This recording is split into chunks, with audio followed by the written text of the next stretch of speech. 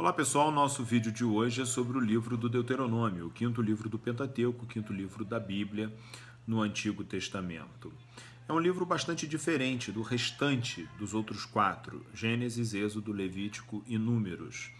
A linguagem e alguns temas da teologia do Deuteronômio, eles são bastante distintos desses quatro anteriores e se aproximam muito mais os temas de Deuteronômio com os livros que se seguem, Josué, Juízes, 1 e 2 Samuel, 1 e 2 Reis. Há quem diga, inclusive, que Deuteronômio faz parte desse segundo bloco e não, na verdade, do primeiro. Outros dizem que Deuteronômio é o ponto de virada de uma história maior que começa em Gênesis e termina em 2 Reis. Seria um tetrateuco e Deuteronômio pertenceria a esse segundo bloco de livros históricos, cuja teologia está sintetizada no Deuteronômio?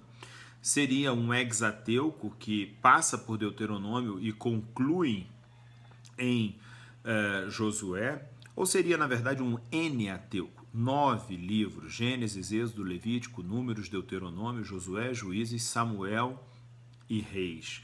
Um grande arco de uma história do povo de Israel, uma história de Jerusalém que culminaria com o exílio da Babilônia e a abertura em 2 Reis 25 para o retorno do povo de Israel para a Palestina. De qualquer modo, o livro do Deuteronômio, a palavra Deutero, segundo nome, nomia, lei, a segunda lei, ela representa razoavelmente bem a ideia de uma lei com uma nova visão, com uma nova perspectiva para o povo de Israel, firmada ainda na aliança, a aliança do Sinai, mas com outros desdobramentos na história do povo. Das 5 narrativas históricas que integram o Pentateuco, o Deuteronômio constitui uma unidade literária muito heterogênea e diferenciada.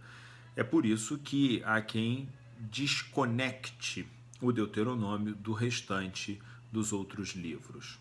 Deuteronômio, já disse, quer dizer uma segunda lei, foi o nome dado pela tradução grega, pela tradução latina, porque se apresenta como uma reedição ou como uma síntese dos textos legislativos anteriores, enquadrada num estilo diferente. Na tradição hebraica, o nome do livro, a primeira palavra do livro é Dvarim, as palavras, pelo modo como o texto começa. Essas são as palavras e por aí vai. Mas a designação grega e latina assumiu o nome de Deuteronômio, segundo a lei, uma reinterpretação da lei a rigor. O texto desse livro teve uma história complicada. É um texto composto, como todo o Pentateuco. A sua origem é geralmente colocada no Reino do Norte, antes da queda de Samaria, em 722, da invasão dos assírios. Na bagagem dos levitas do norte, que teriam vindo para o sul, teria vindo o livro de Deuteronômio e que teria na sua base uma liturgia do ritual da aliança. Isso a gente percebe muito claramente no livro de Josué. Josué 24, por exemplo, tem toda uma celebração da aliança. Curiosamente, um século mais tarde, foi encontrado no Templo de Jerusalém o livro da lei do Senhor, ou o livro da aliança, conforme está escrito lá em 2 Reis, capítulo 22 e no capítulo 23 também.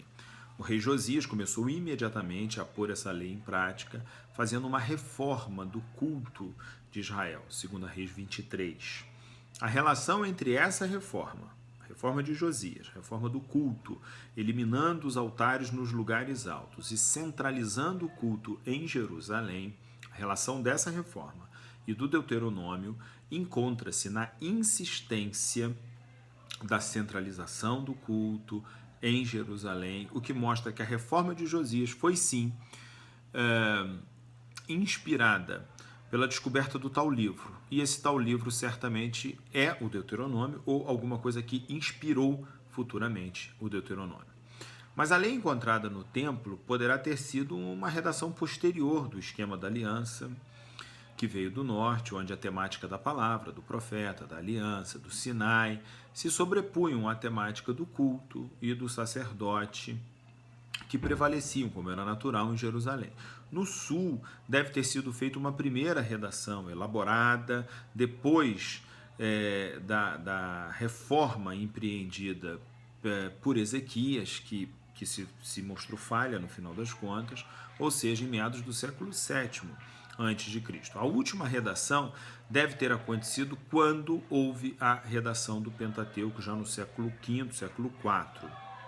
Tudo isso mostra que o Pentateuco tem uma origem, o Deuteronômio tem uma origem anterior ao exílio, com reformas inclusive ocorridas por determinados governantes em Israel, Ezequias, Josias, mas ele encontrou a sua redação final, da forma como nós a conhecemos hoje, depois do exílio, na finalização, na fixação do texto do Pentateuco.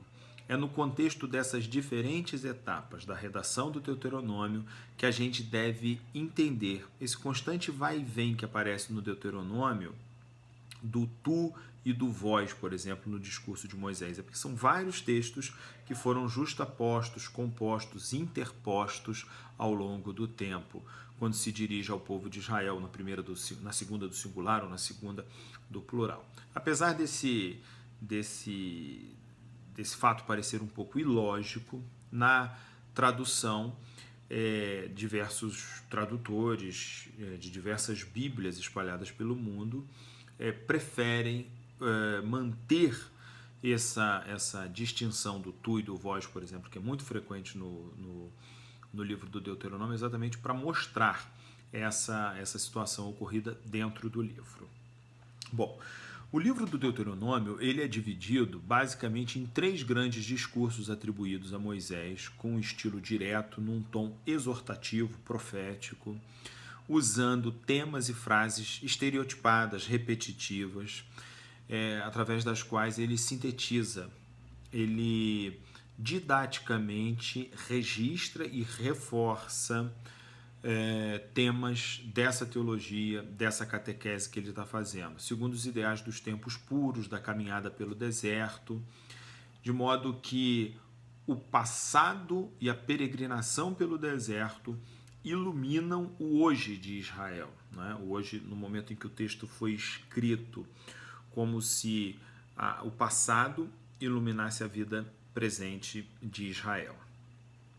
O primeiro discurso, dos capítulos 1 ao capítulo 4, né, ele recapitula o passado, desde a planície do deserto até a entrada na terra de Canaã.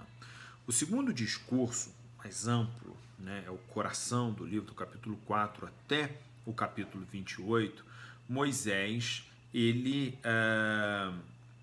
apresenta os fundamentos da aliança e as determinações dessa lei. Então, a gente tem um prólogo, que é a chegada. Nós temos um coração, que é o coração, o segundo bloco, que é o meio do livro, dentro do qual está o Código Deuteronômio, capítulo 11 ao capítulo 26. Esse aí sim, é o coração, é o cerne, digamos assim, da lei deuteronômica, 11 a 26. E um terceiro discurso, dos capítulos 28 a 30, últimas instruções de Moisés, e um apêndice final que narra os últimos dias de Moisés, cânticos, bênçãos, e também narra a morte de Moisés, do capítulo 31 até o capítulo 34.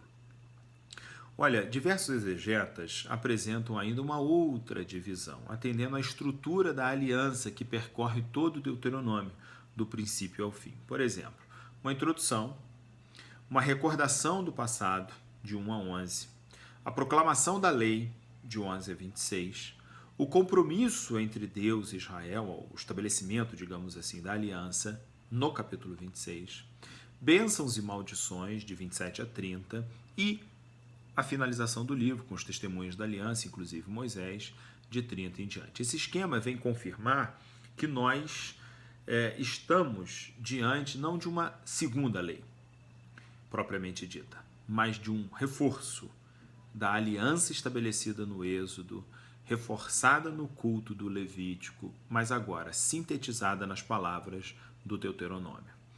O Deuteronômio ele é, sem dúvida nenhuma, um livro de grande riqueza do ponto de vista da doutrina.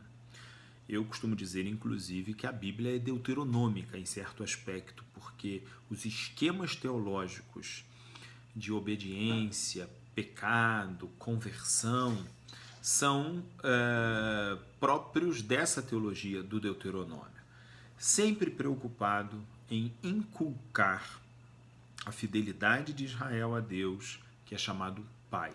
Capítulo 1, versículo 31, Deuteronômio faz referência a Deus como Pai.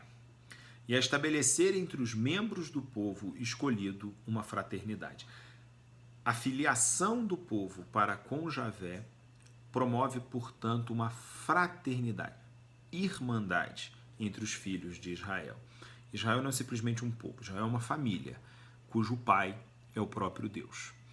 Ele defende a centralização do culto dentro do princípio da aliança que os profetas tanto pregaram.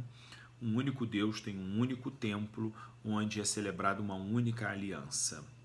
Mesmo insistindo na observação das leis, ele não deixa de salientar a responsabilidade individual, o compromisso pessoal de cada indivíduo do povo. Há um comprometimento do povo e da pessoa. Apesar de uma visão profundamente religiosa e das preocupações teológicas mais voltadas para os problemas institucionais e os problemas nacionais de Israel, ele não deixa de reclamar o amor fraternal, a justiça social, a causa do órfão, a causa da viúva, né? E ele apresenta o livro do Deuteronômio, leis profundamente humanitárias, limita o poder do rei, limita, por exemplo, a possibilidade do pai da família, né, que é autoridade sim, mas um poder limitado, desde que não infrinja a honra das pessoas e assim por diante. Pela sua intenção de recapitular a lei e repropor o conceito de aliança e pela influência que ele teve na reflexão sobre a história de Israel, o livro do Deuteronômio ocupa um lugar central dentro da Bíblia e é, por conseguinte, de primeira importância para qualquer tentativa de sistematização de uma teologia da Bíblia. Qualquer um que se debruce sobre a Bíblia como um todo, o Antigo Testamento em particular, não pode prescindir de fazer uma leitura do livro do Deuteronômio. A aliança é nos seus pontos, mas além da aliança, essa aliança ela tem desdobramentos na figura do rei, na figura dos sacerdotes, na figura dos profetas e na figura do povo como um todo. Não se tratam apenas de instituições ou de grupos isolados. Se tratam de uma grande coletividade cuja vida e cuja prosperidade, cuja bênção dependem, em última análise, da obediência dessa lei. Quando tivermos oportunidade de estudarmos a história deuteronômica, ou seja, a leitura que Israel fez da sua história a partir desse esquema apresentado pelo Deuteronômio, isso vai ficar muito claro. Javé estabeleceu uma aliança com seu povo. Essa aliança é bilateral, ela pressupõe a fidelidade e manutenção de Javé de um lado, que provê a bênção, e de outro lado a obediência, o temor do povo para com Deus, a obediência. Quando ocorre a ruptura de um desses lados, e essa ruptura ocorreu por parte do povo, a aliança é quebrada. No entanto, há uma possibilidade da conversão. Volta Israel para o Senhor. Ouve Israel, o Senhor teu Deus é o único Deus. Volta, torna, chuva, é a palavra que os profetas preferencialmente utilizam para fazer esse movimento de retorno, de regresso, de conversão à lei de Javé. O livro do Deuteronômio é, portanto, uma joia preciosa, que faz o acabamento do Pentateuco e, ao mesmo tempo, abre a perspectiva para os restantes livros da Bíblia, para a teologia da Bíblia como um todo. É isso, pessoal. Até!